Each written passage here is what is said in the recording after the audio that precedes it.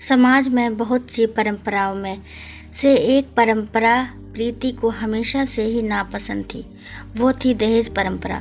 प्रीति बहुत ही संस्कारी और छोटे बड़े सबका आदर करने वाली लड़की थी, लेकिन दहेज परंपरा के कारण वो कितना भी प्रयास कर ले ससुराल वालों का आदर नहीं कर पाती थी। प्रीति एक सीधी सादी लड़की थी, थोड़ी सी डरपोक घबराई स्वभाव की थी। आजकल की लड़कियों से बिल्कुल अलग थी। उसका मानना था कि किसी पर भी अन्याय नहीं होना चाहिए और नहीं सहना चाहिए। ऐसे स्वभाव की प्रीति जब शादी करने का विचार करती है तब उसके डरपोक स्वभाव की वजह से उसका रिश्ता टूट जाता था। एक लड़का जो उसके घर के लोगों को पसंद आता है, लड़के की तरफ से भी प्रीति को पसंद कर लिया जाता है। लड़के को तनख्वाह बहुत कम होती है, लेकिन लड़के के घर के लोगों की अच्छी परिस्थिति होती है। पर वो लड़के के माता पिता प्रीति के पिता से कहते हैं कि हमें घर लेने के लिए आधे पैसे आपको देने होंगे और आधे पैसे हम देते हैं। शादी के दोनों तरफ का खर्चा भी आपको करना होगा। ऐसी शर्त रखकर शादी पक्की करते हैं। प्रीति के सुख के लिए उसके पिता कर्ज लेने के लिए बहुत प्रयास करते हैं, लेकिन प्रीति की होने वाली सास का प्रीति को बार बार फ़ोन आते हैं। सिर्फ शादी तय कर लिया, बाकी के जो बातें पक्की की उसका क्या। उसको दहेज हाथ में चाहिए था। प्रीति और उसके माँ बाप को आश्चर्य होता है कि ये सब पैसों के लिए इतने पीछे क्यों लगे हैं। तभी उसके पिताजी को शक हुआ और पूछताछ करने पर उनको समझ में आता है लड़के के माँ पिता की घर की हालत कुछ ठीक नहीं है। हमने जैसे सोचा था वैसे तो कुछ भी नहीं है। लड़के वाले ने जो बायोडाटा बनवाया था वो झूठा था।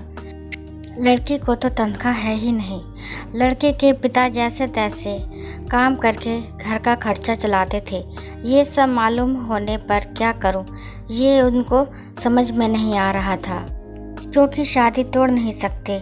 सगाई हो चुकी थी, शादी के कार्ड छप चुके थे और रिश्तेदारों में बट गए थे, और अब शादी तोड़ी तो समाज में बदनामी होगी और फिर से लड़की की शादी नहीं होगी।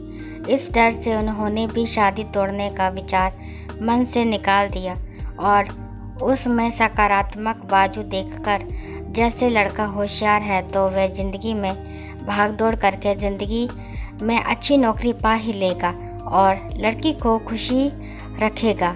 जो हमने आधे पैसे फ्लैट के लिए दिए हैं वह लड़की को ही मिलेगा। ये सब बातों का विचार किया और जैसे तय किया था वैसे ही शादी हो गई। प्रीति के पिता ने दोनों तरफ शादी का खर्च भी उठाया और लड़के के पिता को दहेज की रकम भी दी। शादी होने के बाद लड़का होशियार होने के कारण उसे अच्छी नौकरी मिली। जब फ्लैट लेने की बात आई तो प्रीति के ससुराल वाले ने उन्हें पूरी रकम देने की बजाय 20 लाख के बजाय 5 लाख ही दिए। खुद के पास से तो दूर उसके पिता के दिए हुए पैसे भी उन्हें नहीं दिए और घर आने तक प्रीति के ससुर जी ने दिए हुए पैसों का ब्याज भी खुद के पास रखा। ये सब बातें तो प्रीति को खटक रही थी। उसने ये सब बातों का प्रश्न पूछने का बहुत प्रयास किया, लेकिन उसे उत्तर नहीं मिला। प्रीति डरपोक जरूर थी, लेकिन अन्याय सहने वाली नहीं थी।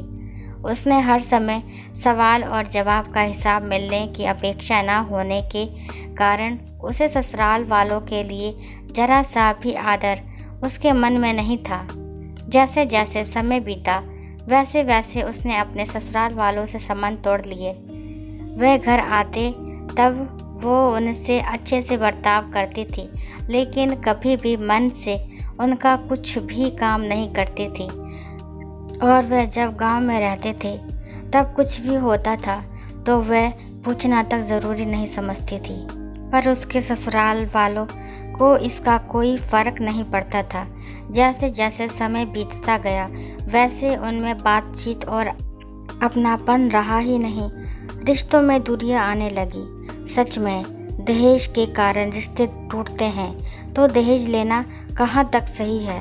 हालात तुम्हारे खराब हैं, इसलिए लड़की वालों से पैसे लेना कहाँ तक अच्छी बात है।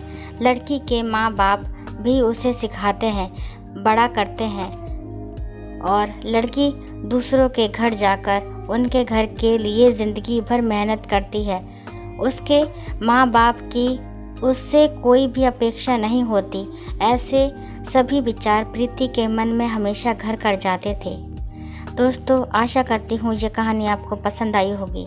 अगर कहानी पसंद आती है तो मेरे चैनल को लाइक, शेयर और सब्सक्राइब भी करें और अपने विचार कमेंट बॉक्स में ज़रूर बताएं कि कहानी आपको कैसी लगी। और कहानी सुनने के लिए थैंक यू।